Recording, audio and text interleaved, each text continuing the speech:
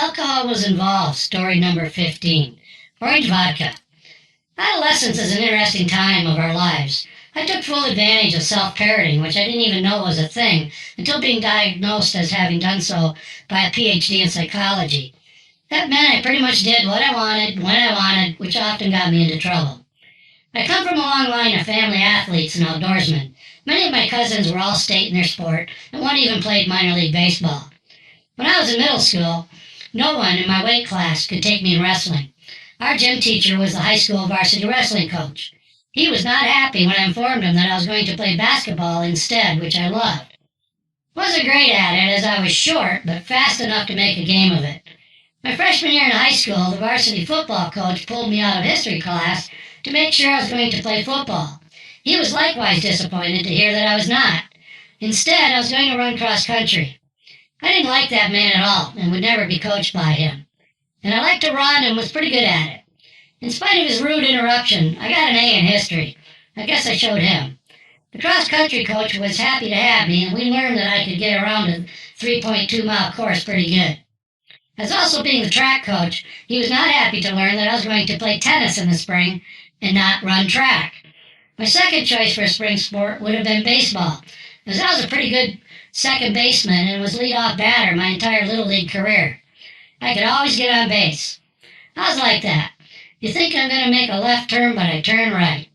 I'm not sure if I do it on purpose as a means of control or defiance, or if I just never did what everyone thought I should do. Either way was okay with me. I'm somewhat ambidextrous. I can't write with both hands, but I can play sports with both and kick with both legs. Was confusing as an 8-year-old learning baseball. By my junior year, I'd excelled in all 3 sports, ran in a state cross-country meet, and was a ranked doubles player in our tennis region. Along the way, I discovered marijuana, and I think our varsity basketball coach held that against me. He played a lot of players that I could run circles around and beat every time in a game of one-on-one. But I showed him too. In my 30s, I was playing B-League recreational basketball with the likes of a former starter with BYU, who was our center, as he was the tallest guy on our team. College and pro guards are pretty tall players compared to the rest of the basketball world. I was twice the player I was in high school, till I blew my knee out on a rebound that landed me on the top of another player's foot. The entire gym heard my knee pop. I just remember the pain. I loved to scrap for rebounds inside the paint with much bigger players. I paid a big price for that. In high school, I hung out with a variety of kids from all different backgrounds. Everyone from the athlete cliques, academic cliques, geek band kids, and kids from the other side of the tracks. I always felt comfortable with everyone. I used that ability a lot in my professional career. I was the guy that could get opposing sides for marketing and engineering onto the same page, or bring calm to millionaires in shouting matches at board meetings. One of my high school friends had a nickname that included the word crazy in it, which made me laugh. We were friends, and are friends to this day, but he doesn't like the nickname anymore. I don't blame him. He has a family now. One of our other high school friends still calls him Craze. Craze loved music, and so did I. I think it was our friendship bond. We went to a lot of concerts and saw a lot of bands that eventually became famous. We once saw a band in wild costumes and high-heeled boots open for another unknown band, REO Speedwagon. They had their faces painted white, shot fireworks out of the end of their guitars and from the sides of the stage. Some of them even dribbled blood from their mouths. We'd never seen anything like it. We were excited and stunned all at the same time. REO came out in flannel shirts and blue jeans, no special effects of any kind, but jammed for 90 minutes. I loved REO Speedwagon. The number 1 guy on our cross-country team my freshman year had a reel-to-reel tape of them doing their first studio recording. I have no idea how he got it, but we listened to it about 100 times until their first album came out. We were very excited for their first concert tour that came near enough for us to attend. But we'd never heard of this band named Kiss that opened for them. They were something else altogether. My girlfriend in high school loved orange-flavored vodka. She was a cheerleader and cute as could be, and quite the athlete herself, a star in track and field. She was short like me, and we made an interesting couple. Her favorite song was Let Me Roll It by Paul McCartney and Wings. The chorus starts, let me roll it to you. How exciting is that for a 16-year-old boy full of hormones? We often showed up at weekend parties without our shoes on after parking in a cornfield somewhere, drinking orange-flavored vodka. I think we enjoyed the attention we got when we arrived late for a party. My best friends were seriously jealous. Once in a while at lunchtime, I'd run out to a waiting car with some of my friends, and we'd go smoke a joint before going back to class. On one of these noon-hour boondoggles, I jumped into a car with Craze, and for some reason, we had one of the leftover bottles of orange vodka from my previous weekend date with Miss Let Me Roll It to You cheerleader. We took a few chugs and returned to school. My next class was chemistry. The teacher strolled over to me and said, "You need to go to the office." I said, "Why?" He said, "I think you know." I went to the office and one of the secretaries, as they were called then, met me at the counter and immediately made a face at me. She said, "You need to go to the principal's office." I thought to myself, what is going on here? Did someone put a "I had orange vodka for lunch" sign on my back or something? Is the president of the student council in some kind of trouble? Yep. The principal was really disappointed and got right to the point. "Who are you with?" I was by myself. I was not willing to give up Craze. I kept to my story. Someone must have seen us because I saw Craze walk into the office next door. It appeared he was then released and went back to class. It also appeared that I was in a lot of trouble. But how's that? He had the same thing I did for lunch. Didn't matter. I was being sent home and suspended from school for 3 days and from tennis for a period of many weeks, as I recall. The tennis coach was furious. My mom was not happy. My punishment was to vacuum out the crawl space under the house. Really, Mom?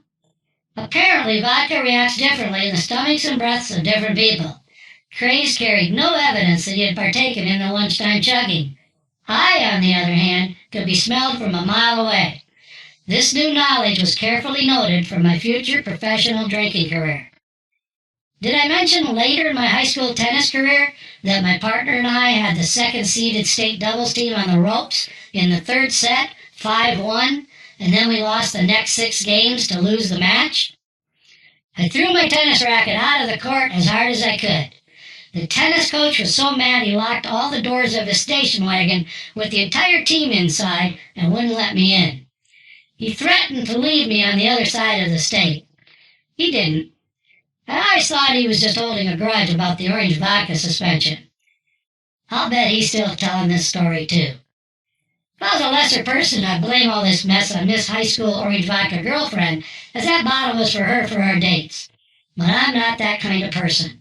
I always take responsibility for my own actions, good or bad. After graduation, I went to a major university in the Midwest. I was accepted at all universities that I had applied for and went to the most prestigious of the group.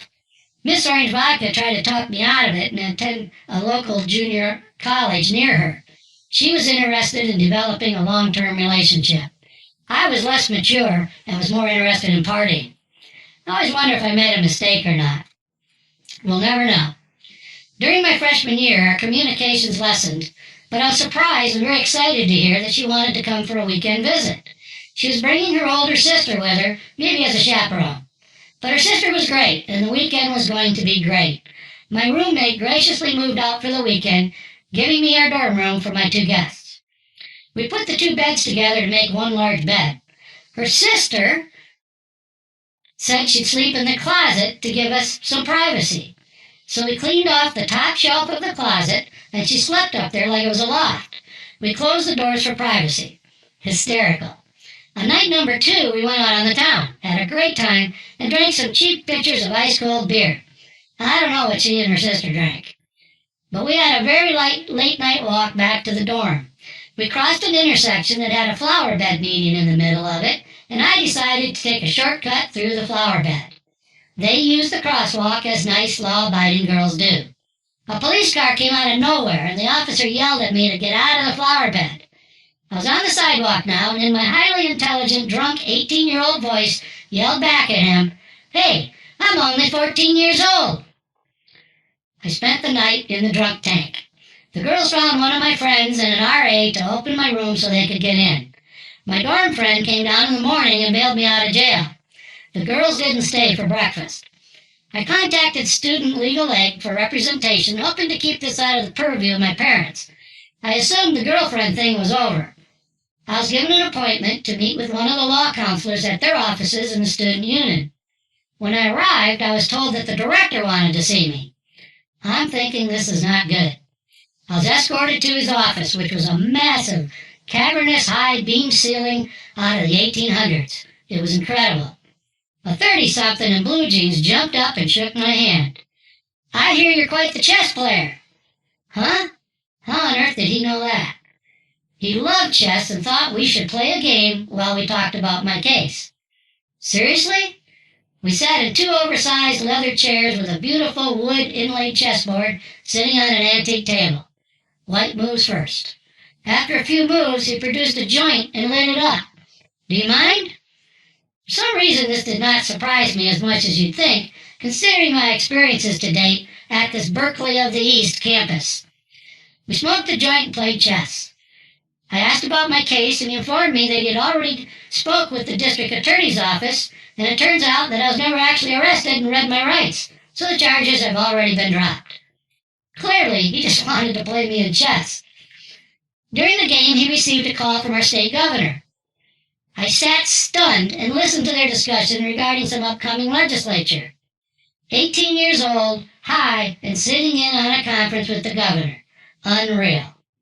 I have no criminal record and technically never arrested, so I'm good with those 2 lie detector questions in past job interviews and more recently due diligence being done by private equity firms.